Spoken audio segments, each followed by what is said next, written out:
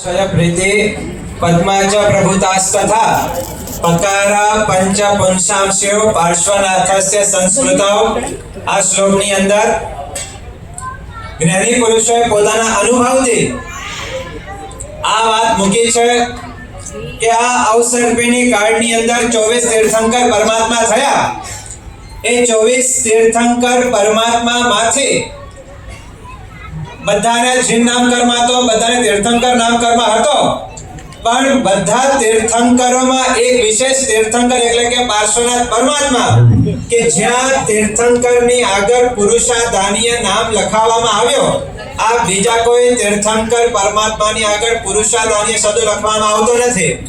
એકમાત્ર પાર્શ્વનાથ પરમાત્માની આગળ આ તીર્થંકર પુરુષાધાનીય નામનો ઉલ્લેખ કરવામાં આવે છે। કારણ કે પોતાના જીવનની અંદર જ્યારે પોતે દેવલોકની અંદર હતા એ વખતે 500 કલ્યાણકોની ઉજવણી જે ઉત્સાહ ભાવ સાથે પરમાત્મા પાર્શ્વનાથના જીવે કરી, એના દ્વારા જે પુણ્ય એમનું ઉપાર્જન થયો। કોઈ પણ શુભ કાર્યમાં આપણી હાજરી હોય અને હાજરીની સાથે સાથે એ શુભ કાર્યમાં આપણે આનંદિત થઈએ, એનો પુણ્ય જબરજસ્ત બંધાઈ જાય। અને પાર્શ્વનાથ પરમાત્માના જીવનમાં આજ ઘટના બની કે 500 કલ્યાણકોની ઉજવણી એમને કરી, પણ આનંદ ઉત્સાહ સાથે કરી, જેના કારણે એવો પુણ્ય ઉપાર્જન થયો કે આ શ્લોકની અંદર એ સાધક પુરુષે શબ્દ લખ્યા છે, પુણ્યમ પાપક્ષય પ્રીતિ પદ્માચ પ્રભુતાસ્તથા પકારા પંચ પુંસાંસ્યો પાર્શ્વનાથસ્ય સંસ્મૃતૌ। પાર્શ્વનાથ પરમાત્માનો સંસ્મરણ કરવાથી શું પ્રાપ્ત થાય? તો પકારા એટલે કે 5 પ્રકારના પકાર પ્રાપ્ત થતો છે। સૌથી પહેલા પુણ્ય, જો પુણ્યની વૃદ્ધિ કરવી છે, બધા તીર્થંકરો પુણ્યની વૃદ્ધિ ચોક્કસ કરાવે, પણ વિશેષતા પાર્શ્વનાથ પરમાત્માની છે કે એની તમે આરાધના કરો તો દિન પ્રતિદિન પુણ્યની અંદર વૃદ્ધિ થતી જાય। એટલા માટે તમે જો આજે અત્યારે શાસન ભગવાન મહાવીર સ્વામીનો છે, છતાં પણ વધારે પૂજનીય, વધારે દેરાસર કે વધારે જાપ કે અઠમ કોની થતી હોય છે? પાર્શ્વનાથ પરમાત્મા। પહેલો જેને પુણ્યની વૃદ્ધિ કરવી છે પાર્શ્વનાથને પકડી લો। બીજા નંબરની અંદર પાપક્ષય, પહેલો પ એટલે પુણ્ય, બીજો પ એટલે પાપનો ક્ષય કરે। પદ્મા પાર્શ્વનાથ પરમાત્માની આરાધના કરવાથી વિશેષ રૂપે પાપની નિર્જરા થતી હોય છે। આપ જોઈ લો કે જ્યારે તાપસ જ્યારે એ લકડા બળતા હતા, એમાં માત્ર પાર્શ્વનાથ પરમાત્માને ખ્યાલ આવ્યો કે એની અંદર સર્પ પડેલો છે અને એમને પ્રેરણા કરી કે ભાઈને બહાર કાઢો। પોતે નવકાર સંભળાવતા નથી, બીજા દ્વારા સંભળાવે છે, પણ પાર્શ્વનાથ પરમાત્માના કારણે બીજાએ નવકાર સંભળાવ્યો। એ નાગ ત્યાં મૃત્યુ પામીને આજે નાગ લોકની અંદર ધર્ણેન્દ્ર દેવ બનવાનું સૌભાગ્ય પ્રાપ્ત કરી ગયો હતો। બીજા નંબરની અંદર પાપનો ક્ષય કરે।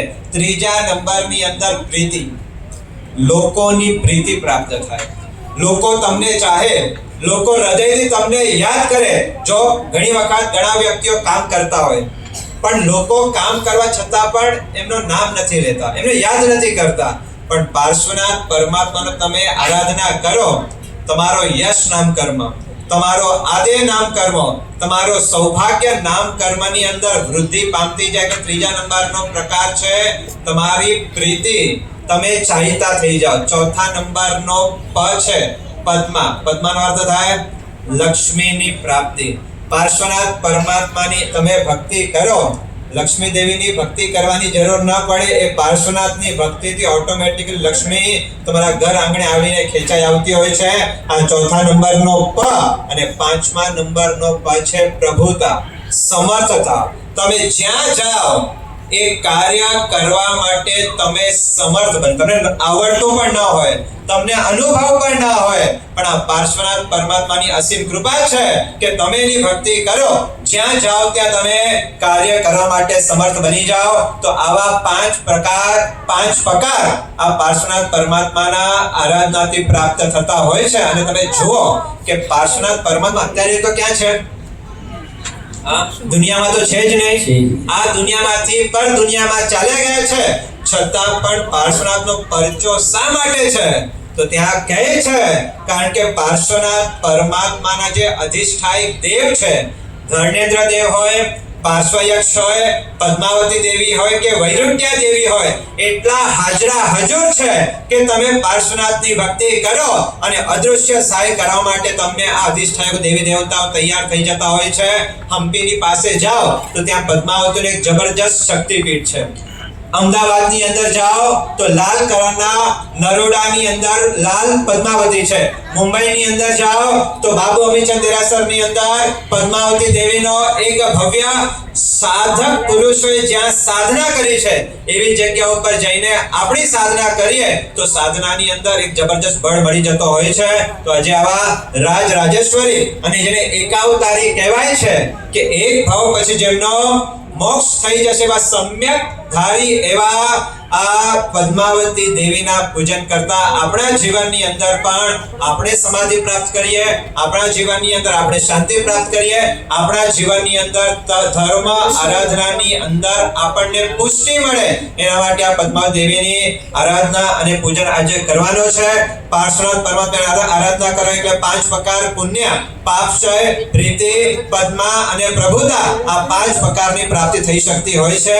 તો એવા પાર્શ્વનાથ પરમાત્માના ચરણો પાસિકા એવા પદ્માવતી દેવીની આરાધના આપણે સાથે કરીને જો તમારી પાસે યંત્ર છે ને, આ યંત્ર પણ કોઈ સામાન્ય યંત્ર નથી.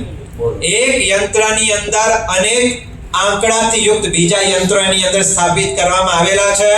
આચાર્ય જ્યોતિષ આચાર્ય એવા આચાર્ય ભગવાન વીરભદ્ર સાગર સુરેશ્વરજી મહારાજ સાહેબ પોતાના જીવનમાં જે સંશોધન કરીને જે પ્રભાવશાળી યંત્રો હતા તે પ્રભાવશાળી યંત્રો આ યંત્રની અંદર આલેખન કરવામાં આવ્યા છે. 6 યંત્રો છે, લગભગ 6 યંત્ર અંકશાસ્ત્ર જેને કહી શકાય, આંકડાઓ પણ કામ કરતા હોય છે. જો લોટરીમાં ને શું અંક જ હોય ને, અંકશાસ્ત્ર વ્યક્તિઓને ક્યાં ને ક્યાં પહોંચાડી દેતો હોય છે. આ અંકશાસ્ત્ર છે કઈ રીતે ક્યાં અંક ગોઠવવાથી કયા કાર્ય સિદ્ધ થઈ શકતા હોય છે. તો પ્રભાવશાળી આ યંત્ર તમારી પાસે છે. જીવનની અંદર રોજ પાર્શ્વનાથ પરમાત્માની આરાધના જીવનની અંદર લગાડો, કરો અને એ દ્વારા તમે જો પોતે તમે ચમત્કારનો અનુભવ કરશો કે એમની ભક્તિથી આપણા જીવનમાં ન ધારેલા કાર્યો પણ આપણે સિદ્ધ કરી શકતા હોઈએ છીએ. તો ખાસ આપ સૌના જીવનમાં ખૂબ શાંતિ, સમાધિ, સમૃદ્ધિ આપણા જીવનની અંદર પ્રાપ્ત થાય અને એ દ્વારા આપણે આપણા જીવનને સફળ અને સાર્થક બનાવીએ. અને પદ્માવતીનું પૂજન કરતા કરતા ખાસ છેલ્લા 2 વર્ષથી આચાર્ય ભગવંતનો ચાતુર્માસ આ મુલુંડ પૂર્વની અંદર થઈ રહ્યો છે અને એમની એક જ ભાવના છે કે મુલુંડની અંદર ભવન થવું જોઈએ. કોઈ પણ હિસાબે પોતાના જીવનમાં જે શક્તિઓ છે, જે સંકલ્પો છે, એ સંકલ્પો દ્વારા સિદ્ધિ પ્રાપ્ત થવી જોઈએ. એટલા જ માટે સૂર્ય મંત્રની આરાધના પણ આચાર્ય ભગવંતે ઉપાશ્રયની અંદર કરી હતી. તો ખાસ આજે આટલી મોટી સંખ્યામાં જ્યારે આપ સૌ આવ્યા છો ત્યારે આપ પણ આપણા જીવનમાં એવો સંકલ્પ કરો કે આ પાર્શ્વનાથ પરમાત્માની કૃપાથી જો અમે કંઈક પ્રાપ્ત કરીએ તો ચોક્કસ અમે અમારા સંઘની વૃદ્ધિમાં, સંઘના વિકાસમાં ચોક્કસ અમે પણ કંઈક ને કંઈક યોગદાન અમે ચોક્કસ આપશો. જો આ ગવર્મેન્ટના કામ હોય ક્યાંક આગળ પાછળ થતો એટલે સંઘ હજી સુધી એ ખુલીને બહાર નથી આવતો. કેમ નથી આવતો? જ્યાં સુધી સંપૂર્ણ ગવર્મેન્ટની પ્રોસિજર પૂરી ન થાય ત્યાં સુધી બહાર આવતા નથી. પણ ટૂંક સમયની અંદર એ પ્રોસિજર પૂરી થશે એટલે ચોક્કસ સંઘ બહાર આવશે. તો ખાસ આજે પદ્માવતીનું પૂજન કરતા આપણે શ્રીયંત્ર પૂજન કરાવ્યા, શાંતિ સ્નાત્ર પૂજન કરાવ્યા, ગૌતમ સ્વામીનું પૂજન કરાવ્યા. આજે પદ્માવતીનું પૂજન છે.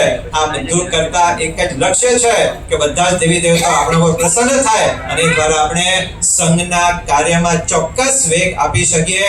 એક સપના છે જેમ નારાયણજી સામજી વાડી વખણાય છે માટુંગાની, તે મુલુંડ પૂર્વની પણ એવો કોઈ વિવિધલક્ષી હોલ વખણાય એવી મંગલ ભાવના સાથે આપણે આ પદ્માવતીના પૂજનમાં આપણે આગળ